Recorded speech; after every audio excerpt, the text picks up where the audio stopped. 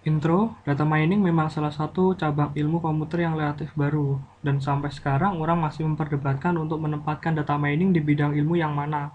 Karena data mining menyangkut database, kecerdasan buatan, statistik, dan sebagainya. Ada pihak yang berpendapat bahwa data mining tidak lebih dari machine learning atau analisa statistik yang berjalan di atas database. Namun pihak lain berpendapat bahwa database berperan penting di data mining karena data mining mengakses data yang ukurannya besar sampai terabyte. Dan di sini terlihat peran penting database terutama dalam optimasi query-nya.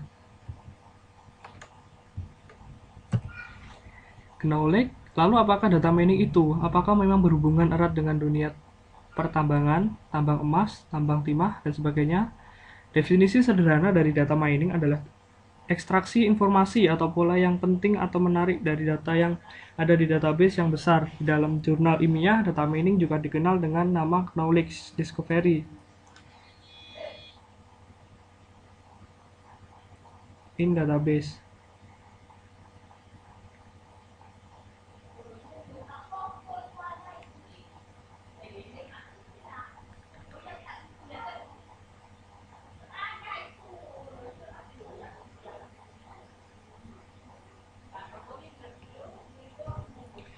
Latar belakang, kehadiran data mining dilatar belakangi dengan problema data explosion yang dialami akhir-akhir ini,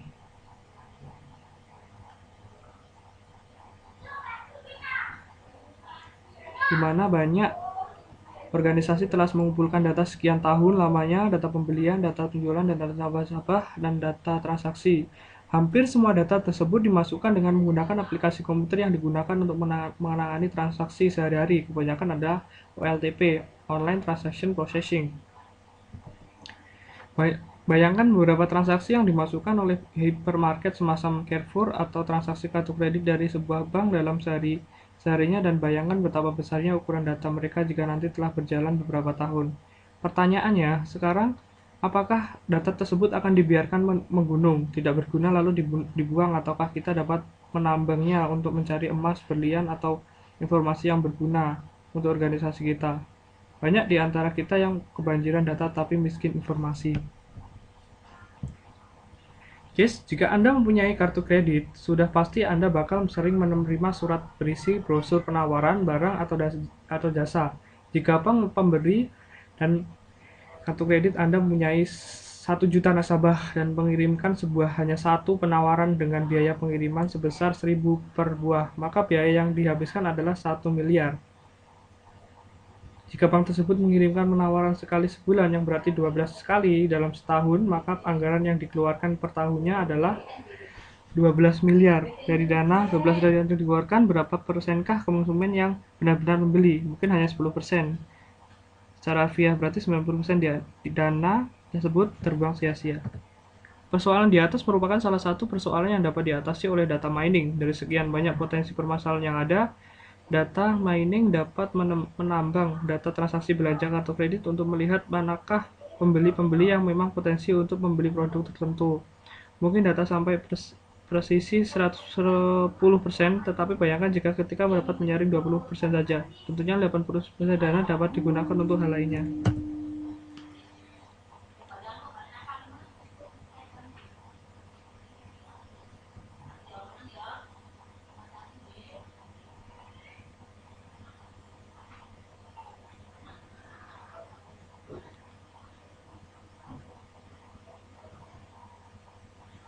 Lalu apa beda dengan mining dengan data warehouse dan OLAP, Online Analytical Processing? Secara singkat bisa dijawab bahwa teknologi yang ada di data warehouse dan OLAP dimanfaatkan penuh untuk melakukan data mining. Gambar di bawah ini menunjukkan posisi masing-masing teknologi.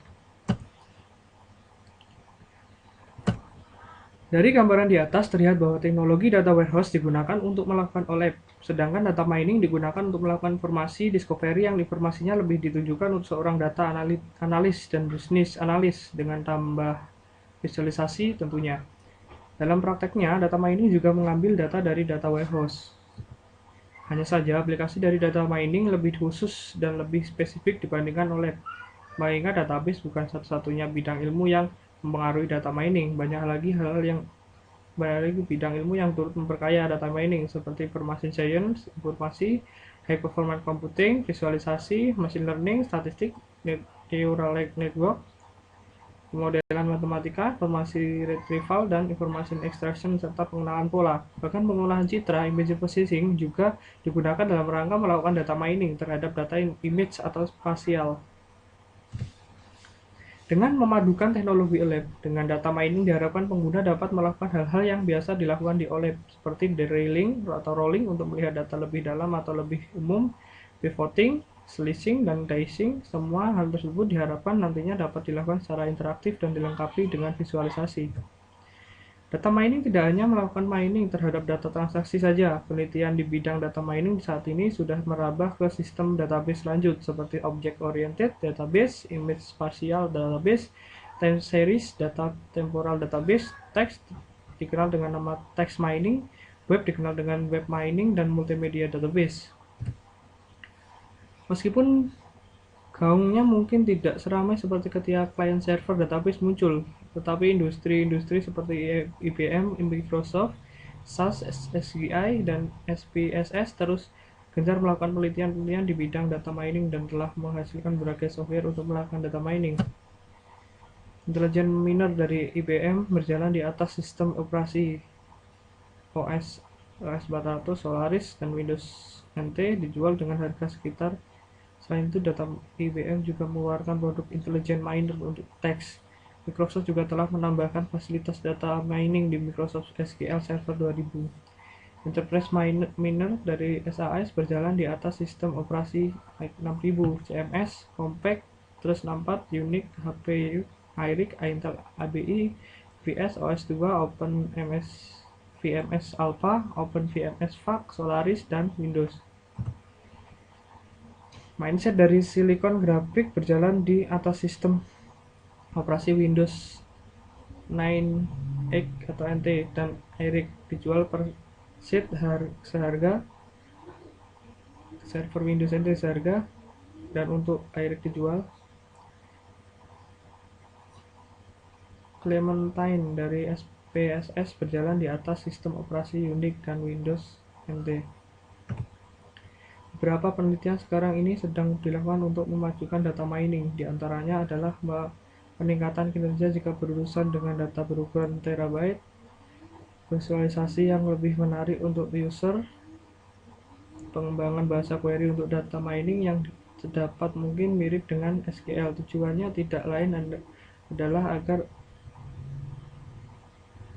end user dapat melakukan data mining dengan mudah dan cepat, serta mendapatkan hasil yang akurat.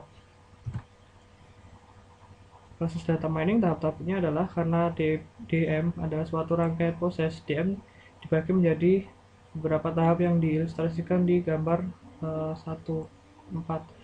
Pembersihan data, mengumpulkan data yang tidak konsisten dan noise, integrasi dan menggabungkan data dan beberapa sumber, transformasi data, data diubah menjadi bentuk dan sesuai untuk di mining, aplikasi teknik DM, evaluasi pola yang ditemukan untuk menemukan yang menarik dan atau berminat, presentasi pengetahuan dengan teknik visualisasi, proses data mining. Teknik-teknik data mining. Dengan definisi DM yang luas, ada banyak jenis teknik analisa yang dapat digolongkan dalam DM karena keterbatasan tempat. Di sini penulis akan memberikan sedikit gambaran tentang 3 teknik DM yang paling populer.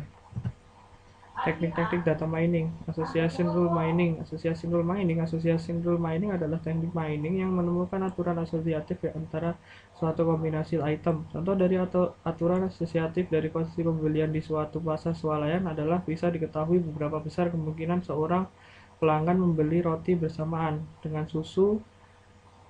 Dengan pengetahuan tersebut, pemilik pasar swalayan dapat mengatur penempatan barangnya. Suatu merancang kampanye pemasaran dengan memakai kupon diskon untuk kombinasi barang tertentu. Penting tidaknya suatu aturan asosiatif dapat diketahui dengan 2 parameter support, yaitu persentase kombinasi item tersebut dalam database, dan confidence, yaitu kuatnya hubungan antar item dalam aturan asosiatif. Teknik-teknik data mining. Algoritma yang paling populer dikenal sebagai a priori dengan paradigma Generate dan test yaitu pembuatan kandidat kombinasi item yang mungkin berdasar aturan tertentu, lalu diuji apakah kombinasi item tersebut memenuhi syarat support mining. Kombinasi item yang memenuhi syarat tersebut disebut frequent item set yang nantinya dipakai untuk membuang aturan-aturan yang memenuhi syarat confidence minimum. Algoritma baru yang lebih efisien bernama FV3. Teknik-teknik data mining. Klasifikasi adalah proses yang menemukan model atau fungsi yang menjelaskan atau membedakan konsep atau kelas data dengan tujuan untuk dapat memperkirakan kelas dari suatu objek yang labelnya tidak diketahui. Model itu sendiri bisa berupa aturan jika maka, berupa decision tree, formula matematis, atau neural network. Teknik-teknik data mining, klasifikasinya. Decision tree adalah salah satu metode klasifikasi yang paling populer karena mudah untuk diinterpretasikan oleh manusia. Contoh dari decision tree dapat dilihat dari gambar 3. Di sini setiap percabangan menyatakan kondisi yang harus dipenuhi dan tiap ujung pohon menyatakan kelas data. Contoh di gambar 3 adalah identifikasi pembeli komputer dari decision tree. Diketahui bahwa salah satu kelompok yang potensial membeli komputer adalah orang yang berusia di bawah 30 tahun dan juga pelajar. Algoritma decision tree yang paling terkenal adalah C4.5, tetapi akhir-akhir ini telah dikembangkan algoritma yang mampu menangani data skala besar yang tidak dapat ditampung di main memory seperti rainforest. Metode-metode klasifikasi yang lain adalah Bayesian neural network, generate algorithm, fuzzy, case-based reasoning, dan Nearest neighbor. Proses klasifikasi biasanya dibagi menjadi dua fase, learning dan test. Pada fase learning, sebagian data yang telah diketahui kelas datanya diumpankan untuk membentuk model perkiraan. Kemudian pada fase test, model yang sudah dibentuk diuji dengan sebagian data lainnya untuk mengetahui akurasi dari model tersebut. Bila akurasi mencukupi, model ini dapat dipakai untuk prediksi kelas data yang belum diketahui. Teknik-teknik data mining, clustering, beberapa dengan associating rule mining dan klasifikasi di mana kelas data telah ditentukan sebelumnya. Clustering melakukan pengelompokan data tanpa berdasarkan kelas data tertentu. Bahkan clustering dapat dipakai untuk memberikan label pada kelas data yang belum diketahui itu. Karena itu, clustering sering digolongkan sebagai metode unsupervised learning. Prinsip dari clustering adalah memaksimalkan kesamaan antara anggota suatu kelas dan meminimumkan kesamaan antara kelas atau cluster. Clustering dapat dilakukan pada data yang memiliki beberapa atribut yang dipetakan sebagai ruang multidimensi. Ilustrasi dari clustering dapat dilihat di gambar 4, di mana lokasi dinyatakan dengan bidang 2 dimensi. Dari pelanggan suatu toko dapat dikelompokkan menjadi beberapa cluster dengan pusat cluster ditujukan oleh tanda positif. Banyak algoritma clustering memerlukan fungsi jarak untuk mengukur kemiripan antara data. Diperlukan juga metode untuk normalisasi bermacam atribut dimiliki data. Beberapa kategori algoritma clustering yang banyak dikenal adalah metode partisipasi, di mana pemakai harus menentukan jumlah partisipasi yang diinginkan, lalu setiap data dites untuk dimasukkan pada salah satu partisi. Metode lain yang telah lama dikenal adalah metode hierarki yang terbagi dua lagi, bottom up yang menggabungkan cluster kecil menjadi cluster lebih besar, dan top down yang memecah cluster besar menjadi cluster yang lebih kecil.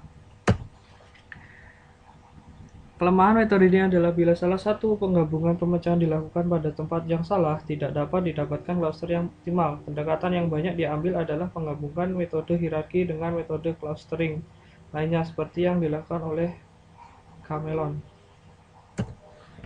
Teknik data mining. Teknik data mining akhir-akhir ini dikembangkan juga metode berdasarkan padatan data, yaitu jumlah data yang ada di sekitar suatu data yang sudah teridentifikasi dalam suatu cluster. Bila jumlah data dalam jangkauan tertentu lebih besar dari nilai ambang batas, data-data tersebut dimasukkan dalam cluster. Kelebihan metode ini adalah bentuk cluster yang lebih fleksibel. Algoritma yang terkenal adalah DBSCAN. Terima kasih.